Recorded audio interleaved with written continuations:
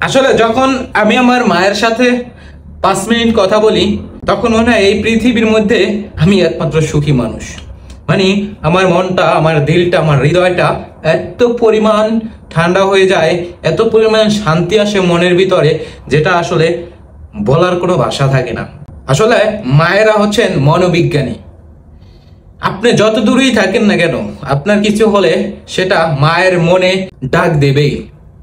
আপনি যদি বিপদে থাকেন, আপনার যদি কোনো বিপদ হয়, সেটা দেখবেন একবার টেলিফোন করলেই সে বলে দিবে যে আজকে কি হয়েছিল, আজকে কি সমস্যা হয়েছিল।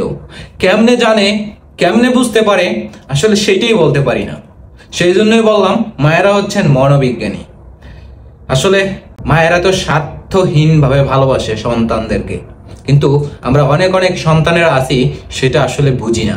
আসলে আমাদের বোঝা উচিত, মায়েদেরকে ভালোবাসা উচিত।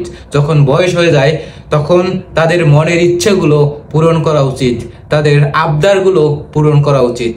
ভালো থাকুক সকল মায়েরা। ধন্যবাদ।